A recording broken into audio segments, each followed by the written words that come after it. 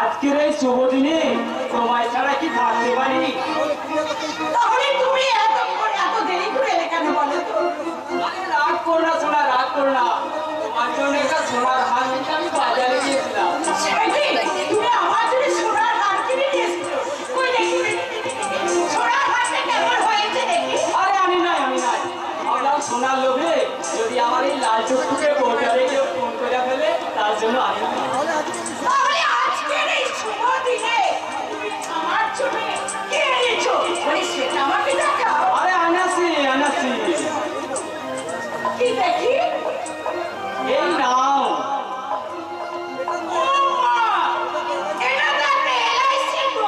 হ্যাঁ, আমাগো কাছে তোমাগো জীবনের মূল্য অনেক, তাই তোমাগো নামে একটা মোটা টাকা লাইফ ইন্স্যুরেন্স করে দিয়েছি। আমার জন্য এত টাকা কেন তুমি খরচ করলে বলো তো? টাকা কিছু খরচ হয়েছে ঠিকই, কিন্তু লাভ কিছু কম হয় নাই। তার মানেটা হইল গিয়া তোমার আগে একটা মায়ারে বিয়া করে আমি খুন করছি। তুমি মোটা টাকা পারলো তুমি রিচিন দিকে ফোন করেছো? হ্যাঁ করেছি।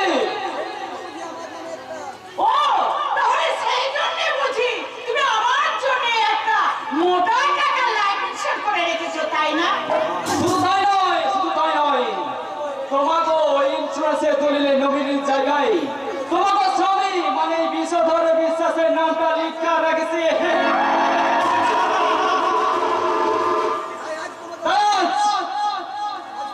তোমাকে ভোট করে সেই ইন্স্যুরেন্স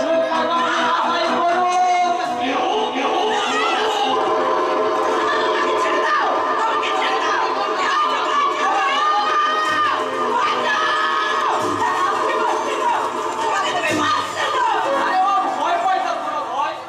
আমি জানতাম তুমি ভয় পাইয়া যাবে।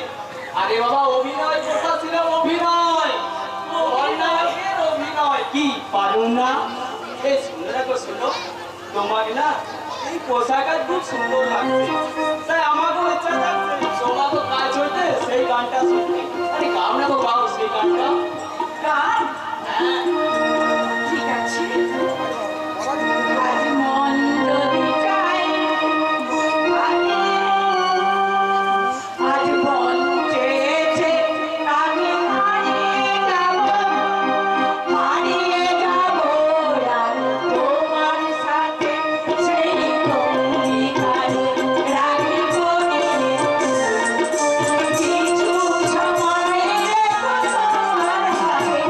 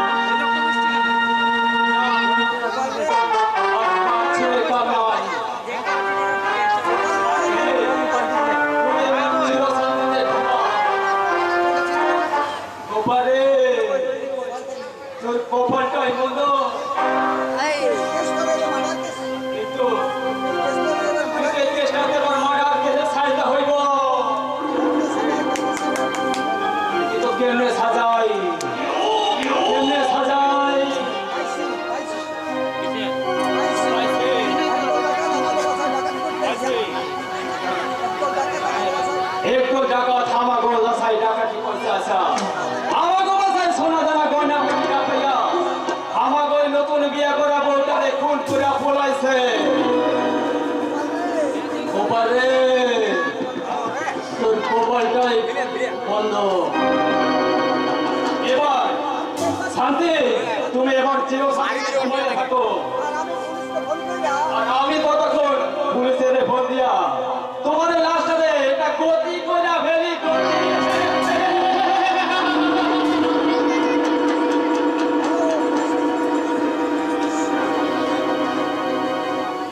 হ্যালো হ্যালো পুলিশ স্টেশন আজকে আমি শান্তি ভিলা থেকে বিশদর বিশ্বাস করছি স্যার আমাকে বড্ড জরিমানা দিয়ে গেছে স্যার বড্ড জরিমানা দিয়ে গেছে শান্তি গো তোর কি হইল গো একদম টাকা আমাকে মাথায় টাকা দি কইতে আসা আমার নতুন বিয়ে করা বউটারে গুড় করে পুলাইছে স্যার গুড় করে পুলাইছে ও শান্তি গো মরিনি আমি মরিনি সাধুর বিশ্বাস আমি মরিনি তোমার ওই হিরস্য হাত থেকে বাঁচতে আমি মরার অভিনয় করে এখানে পড়েছিলাম কিন্তু কিন্তু যেভাবে হোক আমাকে ওর হাত থেকে বাঁচতে হবে এই আমাকে এখান থেকে পালাতে হবে ঈশ্বর বিশ্বাস এবার তুমি তোমার নিজের চালে তুমি নিজেই জড়িয়ে পড়েছো পুলিশ এসে তোমার সাজানো ওই মাদার কেসের লাশ আর খুঁজে পাবে না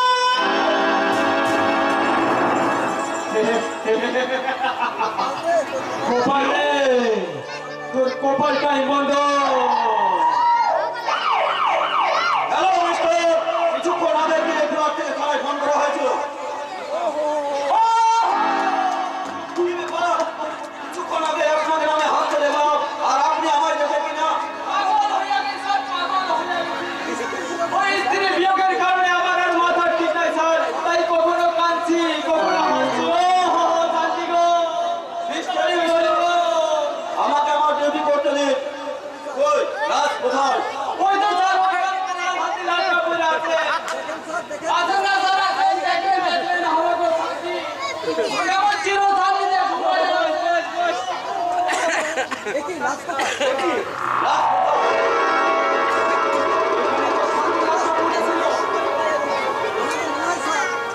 আমাকে মনে হচ্ছে স্যার ওই ডাকাতে লাশটা তুলে নিয়ে পড়েছে ইম্পসিবল মারার পর বলে তো ভালো রিক্স ওঠানো না তোর কপালটাই বন্ধ এই সব চোরের উপরে বাট পড়ে হয়ে গেল নাকি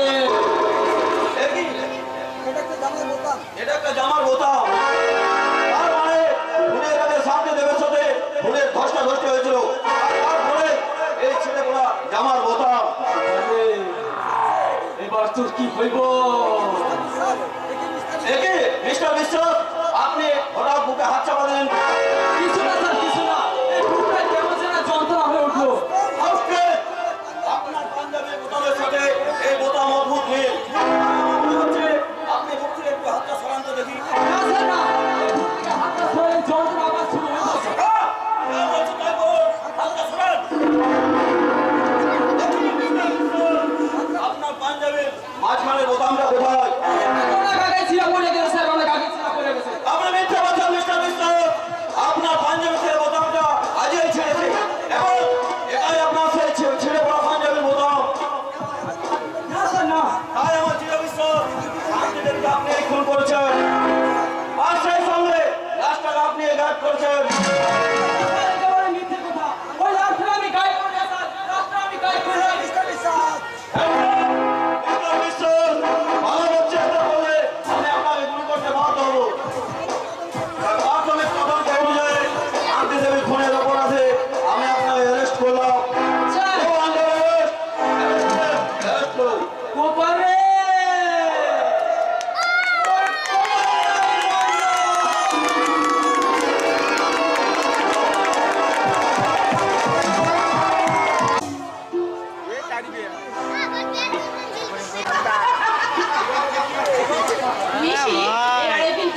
আমি তোমাকে হারিয়ে দিলাম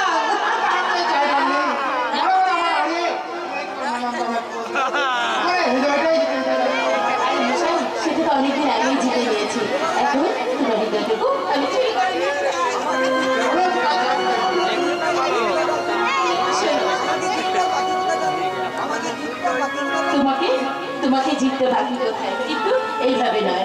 আমি তোমাকে নিবিড় করে একান্ত আপন করে কাছে পেতে চাই। আর তাই আমাকে জিততে আর বাকি কোথায় রানী? যেদিন থেকে তুমি আমাকে আমার মনের মনিকাটা সেদিন থেকে আমি আমার লাইফটা চেঞ্জ করে তোমার লাইফে জিতি আর ওভাবে নয় নিশি, ওভাবে নয়। আমি তোমাকে একান্ত নিবিড় করে আপন করে আরো নিবিড়ভাবে কাছে পেতে চাই। তাই তো সাত পাখির অমর বন্ধনে বাধা পেরিয়ে পড়ে তোমাকে আমার ভালোবাসাকে আমরা স্বীকৃতি দিতে চাই। আমিও তো তাই চাই প্রিয়া। আমার ভালোবাসা সিঁদুর দিয়ে তোমার শূন্য স্মৃতিকে রাঙিয়ে আমি আমার ভালোবাসা সিঁদুরকে আমার সামনে নিয়ে বরণ করতে চাই। তোমার আমার যাওয়া পাওয়ার ছোট স্মৃতি বেশি দিন ধরে থাকবে না, কারণ তোমার আমার সম্পর্কের কথা আমি দাদামণিকে সব জানিয়ে দিয়েছি, বুঝেছো? আর সব জেনে দাদামণিও না আমাদের বিয়ের ব্যাপারে সম্মতি জানিয়েছে। এই তাকলে সোমবার ডার্লিং। কেন আমি তোমার কথা কি আমার বিশ্বাস করতে পারছি না? তোমার দাদা আমার দেখে না এত সহজে আমার মধ্যে একটা সাধারণ ছেলের সঙ্গে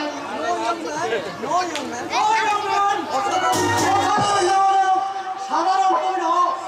হ্যাঁ, আমার মন প্রিয় যদি একটা পথের ভিখারিকে ভালোবাসে শুক্র দিতে হয়, সেই ভিখারিকে আমি পথের তুলে নেবো। হ্যাঁ, প্রিয় আমার একমাত্র আদরের বোন, ওর সুখের জন্য আমি সব কিছু করতে প্রস্তুত। সেই জন্যই বুঝি বারবার আমার অন্যায় আবদারগুলো তুমি মেনে নাও, তাই না দাদামণি? আরে পাওলি, তুই ওই নিখিলকে ভালোবেসে বিয়ে করতে চেয়ে ওর আমার কর্তব্যের ভারটা অনেকটা হালকা করবি। দাদামণি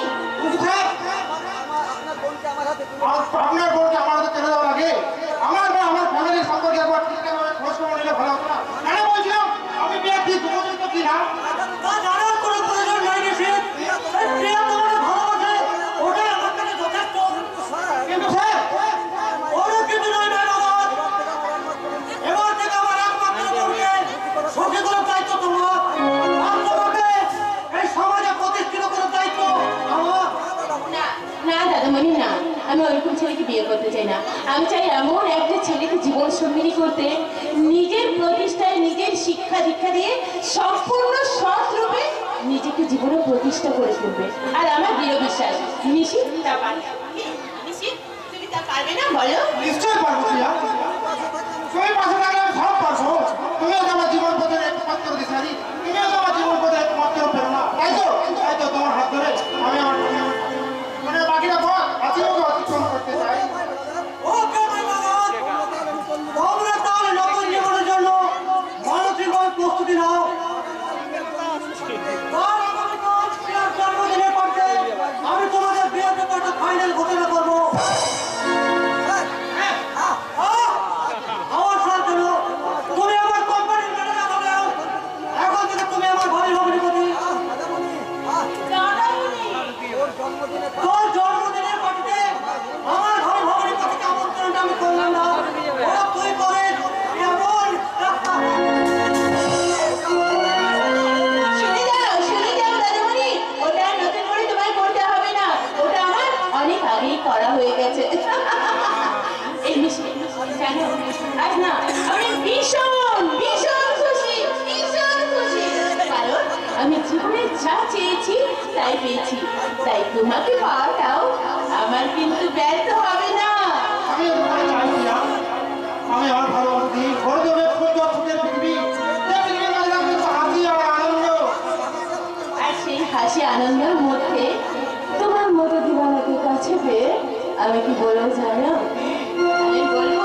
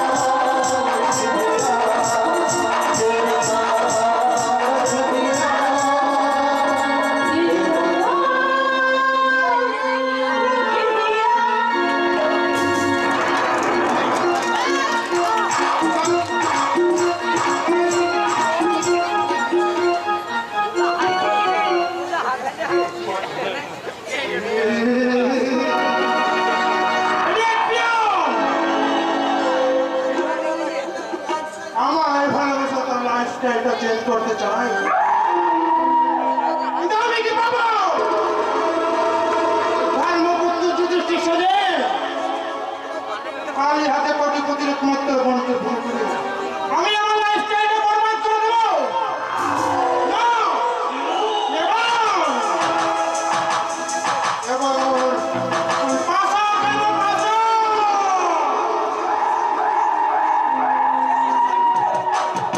কে পাশা করতে হবে? ওই নেক্সট দিও! পাশা পারি হবে! লাহারি অনেক কোম্পানির 50% শেয়ার।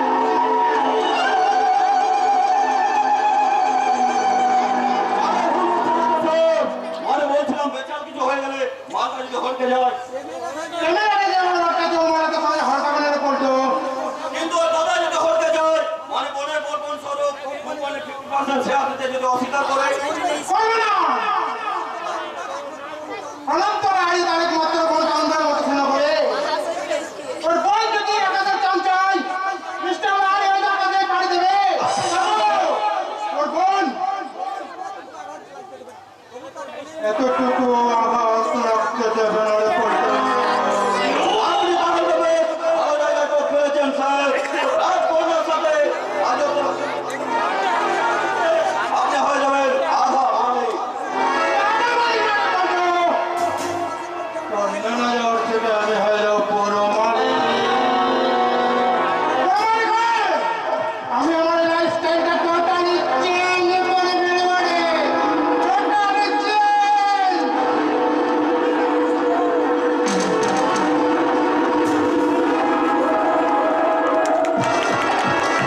ভাই এমএ পাস করে নিচে যেন চোখে ঘুম নেই। আমার ভাই পাঁচবার বিয়ে পরীক্ষা দিচ্ছে, বড় বিয়ে পাস করে। আর ওই পই ধরে মিনসিকে বলেছিলাম যে তোমার ভাইয়ের পেছনে শুধু শুধু এতগুলো টাকা খরচা করো না। কিন্তু মিনসি আমার কোনো কথাই শুনি না। সৎ ভাইয়ের পেছনে শুধু শুধু এতগুলো টাকা খরচ করবে?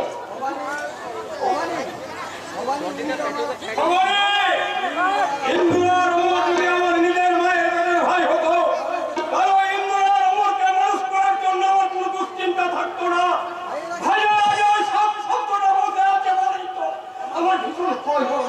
পাছে ইন্দ্রকে লেখাপড়া শেখাতে গিয়ে আমি আদর্শচ্যুত হয়ে যাই, তাহলে স্বর্গের থেকে বাবা মা ওরা যে আমায় কোনোদিনও ক্ষমা করবে না ভবানী।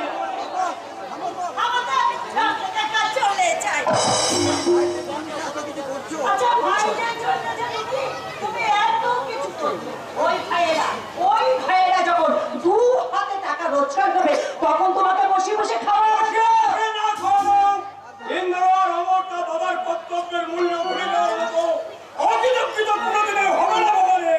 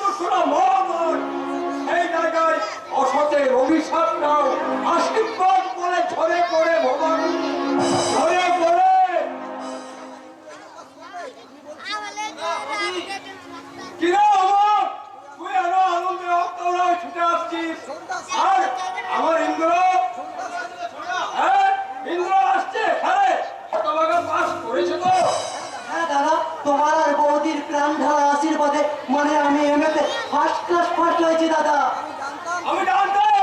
আমি জানতাম রে তুই পাস করবি, তুই এত ভালো রেজাল্ট করবি এ আমি স্বপ্নও ভাবতে পারিনি।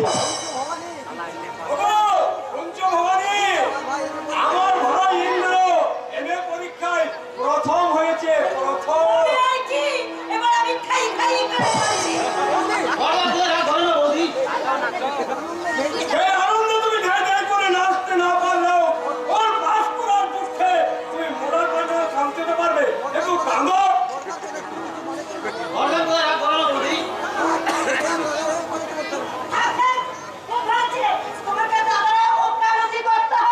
বৌদির অভিমানের কারণটা এবার আমি বুঝেছি দাদা। পাস করেছে সর্বপ্রথম, আমি বৌদির পা ছুঁয়ে আশীর্বাদ নিইনি বলেই বৌদি এত অভিমান। আমার আশীর্বাদ করো বৌদি, আমি যেন জীবনের প্রতিটি পরীক্ষাতেই এমনি ভাবে উত্তীর্ণ হতে পারি।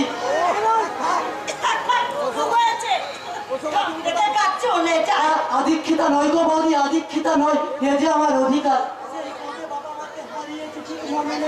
কিন্তু দাদা রূপার স্নেহ আর তোমার অপরিসীম মমতা আমাদের মা বাবার অভাব কোনোদিন বুঝতে দেয়নি গো বৌদি।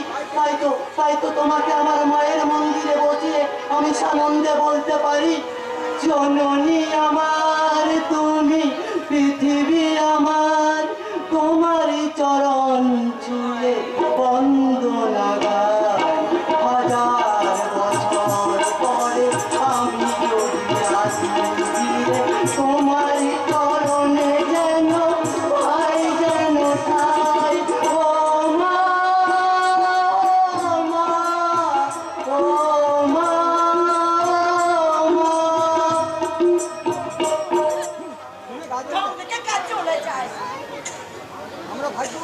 আমরা ভাগ্যবান ভবানী, তাই তো ভগবান আমাদের সন্তান না দিলেও সন্তান স্নেহ থেকে বঞ্চিত করেনি ভবানী।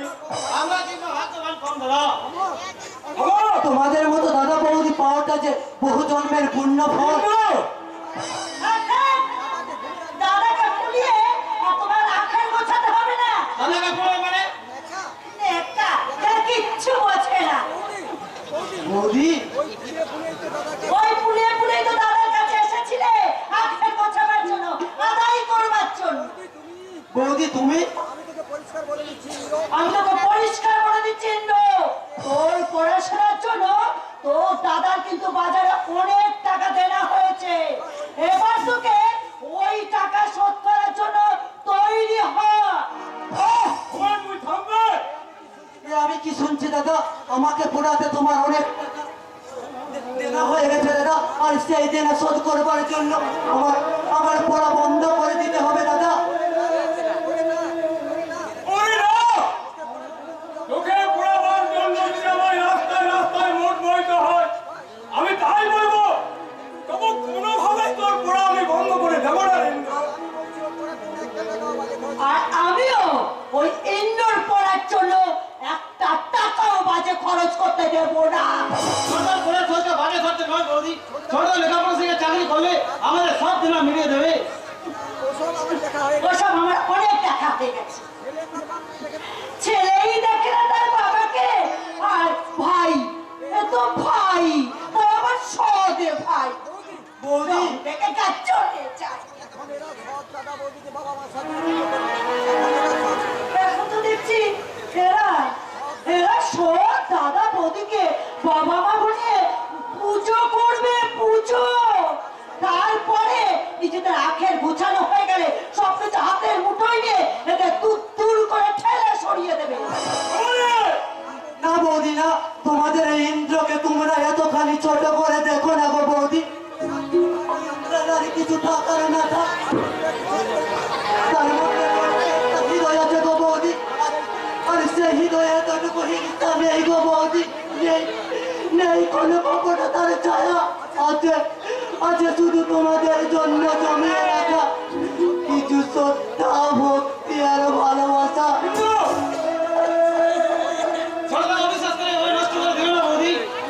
আমার অনুরোধ বৌদি, এই মাঝপথে তোমরা আমার পড়া বন্ধ করে দিও না গো বৌদি।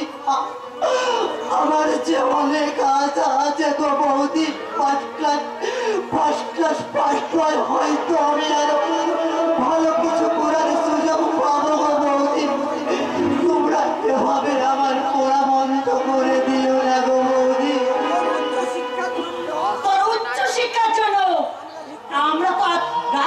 দাঁড়িয়ে ভিক্ষা করতে পারবো না? কিন্তু আমি রাজি ভবানী, তুমি মনে রাখবে ইন্দ্রার অমরের সঙ্গে তোমার রক্তের সম্পর্ক নাই বলে এত নিষ্ঠুর কথাগুলো তুমি বলতে পারছো, কিন্তু তোমার মনে রাখা উচিত একই পিতার রক্ত বইছে আমাদের শিরায় শিরায়, আর আমি সেই রক্তের সম্পর্কের জন্য চিৎকার করে বলছি ভাইকে উচ্চ শিক্ষা করার জন্য আমি ভিক্ষার করে কাঁধে নিয়ে দাঁড়ে দাঁড়ে ভিক্ষে করবো, বাঁকুড়ার সর্বেলিয়ার মেডিকেল কলেজে আমি রক্ত বিক্রি করবো, তখন তোমার মতো প্রবন্ধী সম্পূর্ণ স্ত্রীর বীজ মন্ত্র পারিনি ভাইকে লেখাপড়া বন্ধ করে তাদের ভবিষ্যৎ আমি কখনো নষ্ট করতে পারবো না, আমি নষ্ট করতে পারবো না। তাহলে তুমি আমার একটা শেষ কথা শুনে রাখো, তুমি যদি আর তোমার এই ভাইয়ের লেখাপড়ার পেছনে একটা টাকাও খরচ করো, তাহলে আমি এখান থেকে চিরদিনের জন্য চলে যাব। চলে যাব। তুমি চলে গেলে তোমার পর্শের অপবিত্র মাটিটাকে আমি গঙ্গা জল ছিটিয়ে আবার পবিত্র করে নেব। এবার কি হবে বলো? জল ভগবান, আর আবার হয় কখনো কিন্তু একটা পরের মেয়ের কথা শুনে আমি ইন্দ্রের লেখাপড়া কখনোই বন্ধ করে দেবো না।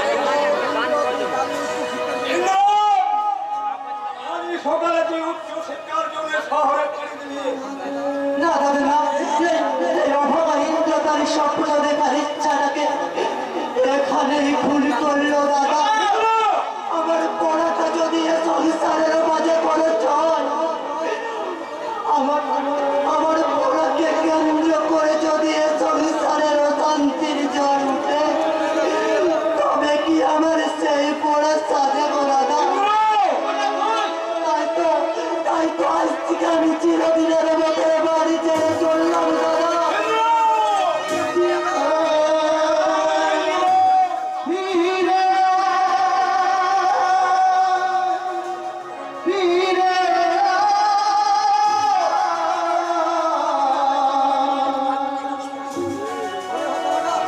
চল ইন্দ্র।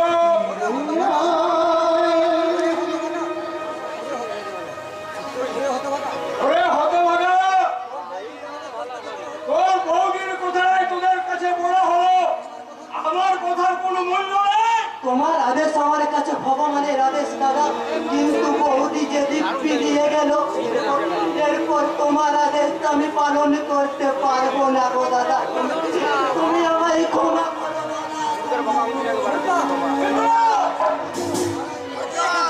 তাহলে তুই আমার শেষ কথা শোন, আমি উচ্চ শিক্ষার জন্য কালে তুই সকালে শহরে পাড়ি দিবি, না হয় চিরকালের মতো বাড়ি ছেড়ে চলে যাবে।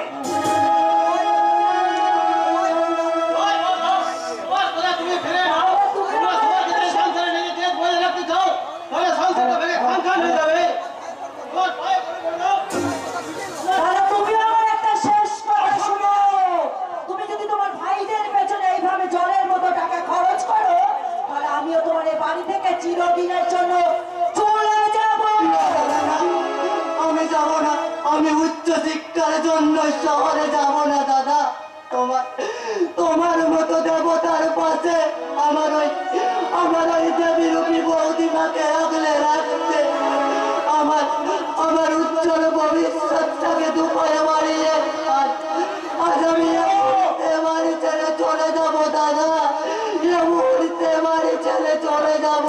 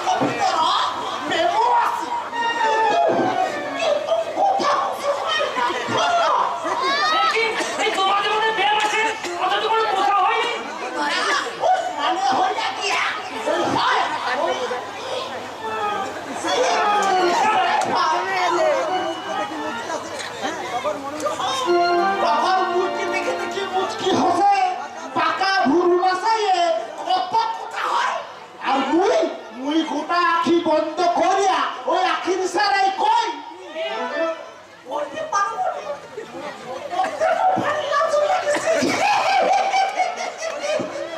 ওই সামানের সাথে তুমি বুঝে গেলে যে তখন তোমায় ভালোবাসে।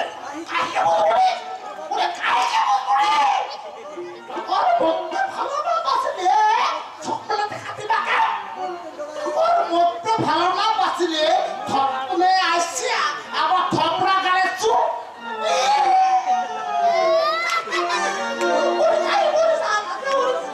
কি হলো মহাদেব, তুমি ওই জিভ কাটলে কেন?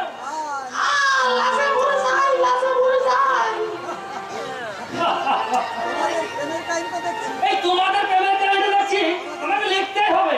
আসি কথাটা নেই বা শোনো বাবু কোন কথাটা? কার রক্ত রে মুই স্বপ্নে দেখিনু সত্য করে সাথে বা করে আমি করতে গেছি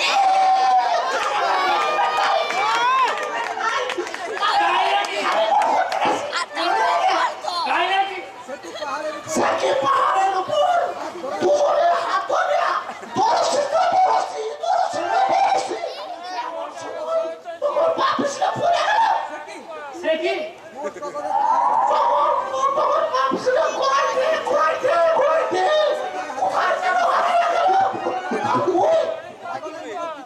ওই পাগলের মতো চিৎকার করে ডাকতে লাগলো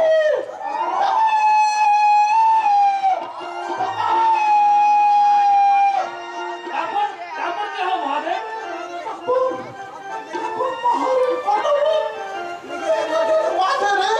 তখন বাসুকি বাসুকি মূর্তি ডাকুছি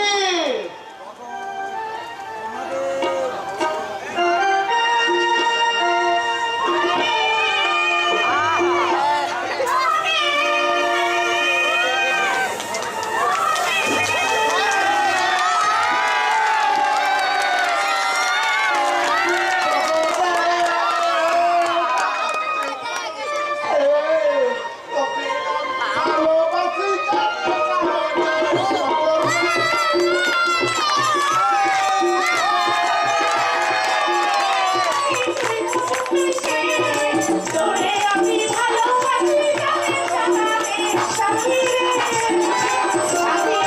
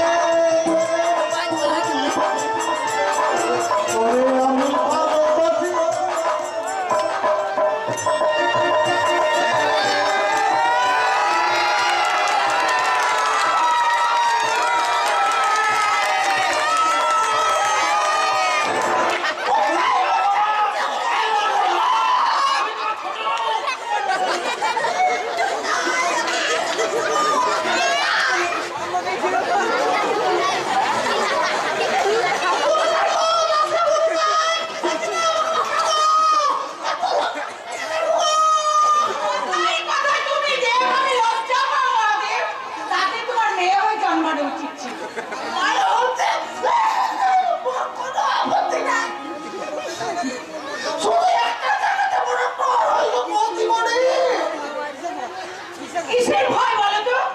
ওর মায়া হওয়ার পুয়াতি হওয়া না কালে ওর পোষার চত্ব নাই বাবারে বাবারে ফাটা যায় রে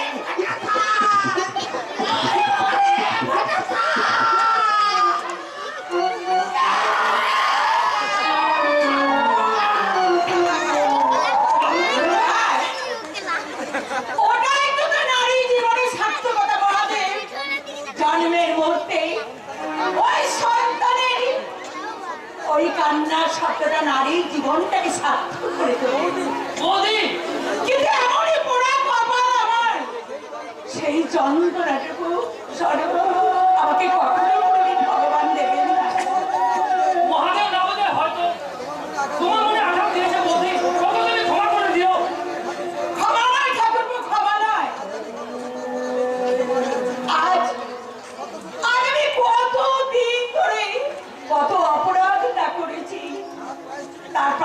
আমাকে করতে হচ্ছে, কিন্তু একটুখানি মা ডাক শোনার জন্যে সারাটা জীবন আমাকে বুঝি এইভাবেই কাঁদতে হবে না? সারাটা জীবন কেন বৌদি? তোমার এই অভাগা সন্তানের মুখে মারা বুঝি তা সেটা ঠিক আনন্দ দিতে পারে না। কি বললে ঠাকুরপো, তুমি কি বললে?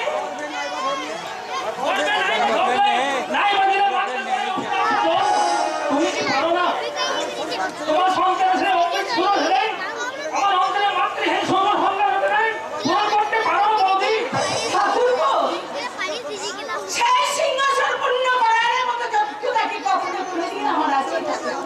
আছে বৌদি আছে, সেই কোন ছোট্টবেলায় মাকে হারিয়েছি, আজও আমার ভালো করে মনে পড়ে না। 7 বছর আগে দাদাদিন তোমাকে এ বাড়িতে বিয়ে করে নিয়ে এলো, সেদিন যে আমি তোমার মধ্যে আমার মায়ের ছায়া দেখেছি বৌদি। ঠাকুরপো, আমাকে তুমি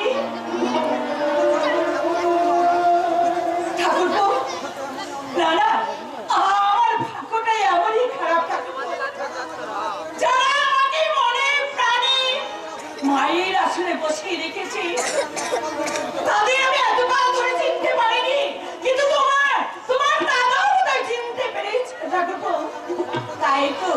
তাই তো সে আমাকে বলেছিল, সন্তান না দিয়ে ঈশ্বর হয়তো মঙ্গলে করেছে শুধু। আর যদি আমাদের সন্তান থাকতো তাহলে প্রিয়ার জয়ন্তকে আমরা মনের মতো মানুষ করতে পারতাম। দাদা তোরা কত বাবা, তোরা দুজনে যে আমাদের বুকের দুটো দিক ধরে রেখেছিস, তাই তোদেরকে ধরিয়ে তাই শূন্য বুকের কাউকে ধরতে চাই না রে। আমরা ভাগ্যবান দাদা, বহুজনের পুণ্যের ফলে আজ আমরা তোমাদের মতন দাদা বৌদি পেয়েছি। ঠাকুরপো, ভাগ্যের ফল নয় রে হতভাগা, এটা তো আমাদের কর্তব্য। রক্তের সঙ্গে রক্তের সম্পর্ককে বেঁধে রাখার এক মহান দায়িত্ব।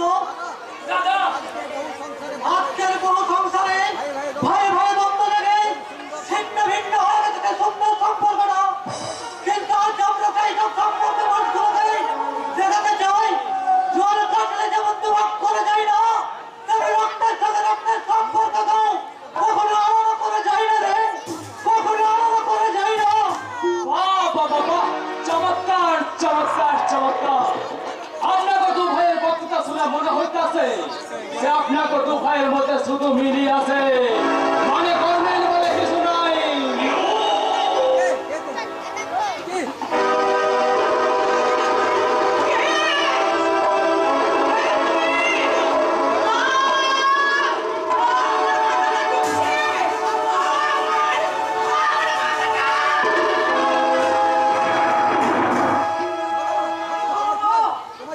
তোমার কি হয়েছে ধর্ম? সেই কথা বলো। বৌদি তুমি কবে দাদা বৌদি?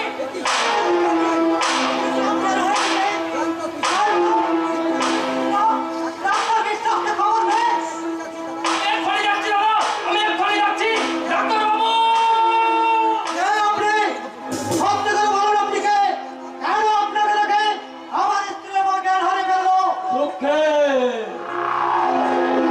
দুঃখে হ্যাঁ ভাইয়া, 7 বছর বাদে ওই বইটা আমার দেখা একেবারে চোখে চোখে জ্ঞান হারাইয়া ফেললো। আপনাকে স্ত্রীর মাস্ত তো দাদা।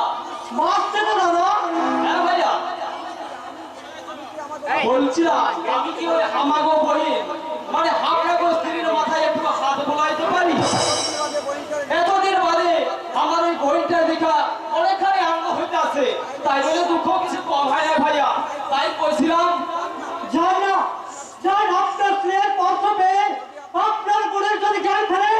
আরে ফিরবে বই কি নিশ্চয় ফিরবে।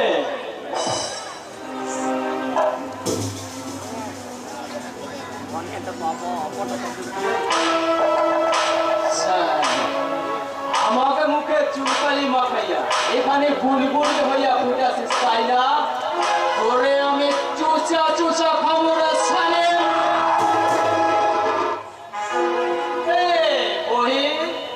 আর দুঃখ করিস না রে বহি, দুঃখ করিস না।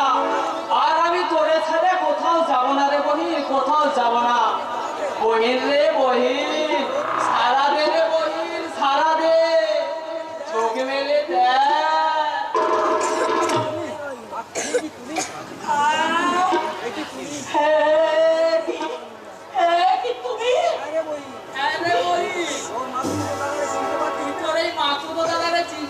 আছিস না? আরে হারামজাদে, যা কইছে তাই কান খুলে শোন। উল্টো সিধা করবি, তোদের ঘাটে হাড়ি ভাঙিয়ে দেবো রে ছাড়ে। তোমার জ্ঞান ফেলেছে করবো তুমি ভালো আছো তো করবো হ্যাঁ হ্যাঁ হ্যাঁ, আমি ভালো আছি গো, আমি ভালো আছি গো। কিন্তু তুমি তোমার মাতৃকে দাঁড়িয়ে রেখে হঠাৎ এভাবে অজ্ঞান হয়ে গেলে কেন? আরে আমি করছি ভাই, আমি করছি। এটা মিথ্যা কেসে আমাকে 7 বছরের জেল হয়ে গেছিল। আর সেই দুঃখটা বোধ হয় আমাদের বহিনটা মানে এখনো ভুলতে পারে নাই। তাই তো জেল হতে বার হতে দেখা মাত্রই বহিনটা আমার শুনে উঠে করে জ্ঞান হারাইয়া ফেললো। দাদা ঠিকই বলেছে। কিন্তু আপনি কোন অপরাধে জেল খেলছেন? আমাকে স্ত্রীদের খুন করণের অপরাধে। আপনি আপনার স্ত্রীকে খুন করেছেন? খুন করলে কি? খুন করলে কি সে সালে অন্যের সঙ্গে ঘর বাঁধতে পারতো? তার মানে সে হারাম যদি আমাদের ছাইড়া দিয়া অন্য লোকের সঙ্গে পালাই গিয়া ঘর বাঁধলো। আর সারা পুলিশ মনে করলো আমি তোরে খুন করে দিছি। বেশ, আমাকে 7 বছরের জেল হয়ে গেল। আপনি কি তার সন্ধান পেয়েছেন? পাই নাই। তবে খুব শীঘ্রই পেয়ে যাব। আর সে হারাম জাতির সন্ধান পাইলে সে সালে আমি টুকরো টুকরো করে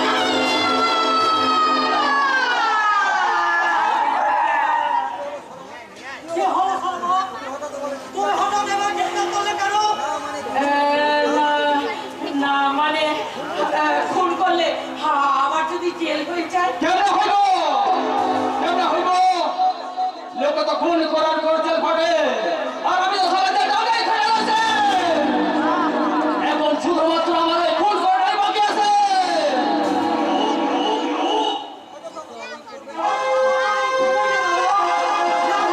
হয়ে গেছে। শর্মা, তুমি তোমার মাতৃকে দাঁড়িয়ে ভেতর যাও। আমি অনেকটা একটু দেখি ধরে জয়ন্ত যে আমার ডাক্তারকে নিয়ে আসবে। কেন এসেছো তুমি এখানে? কি চাও তুমি? ওর এই সুখের সংসারে আগুন জ্বালিয়া সে আগুনে তোকে বেগুন পোড়া করিয়া চটবে জ্বালে।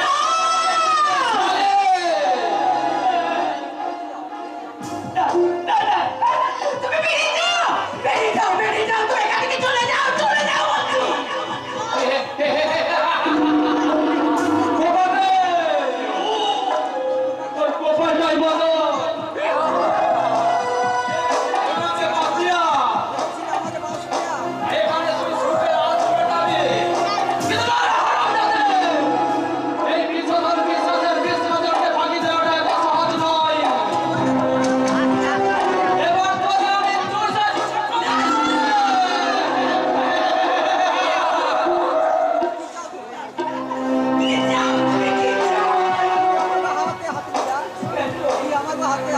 ওই আমাগো হাতে হাত মিলা। দেখো পাটে, এখন আমার ঘরও নাই, আর বউ নাই। এখানে আমাকে পাকাপাকিভাবে থাকার ব্যবস্থাটা তোকেই করতে হবে। আর শুধু তাই নয়, এখানে থাকার জন্য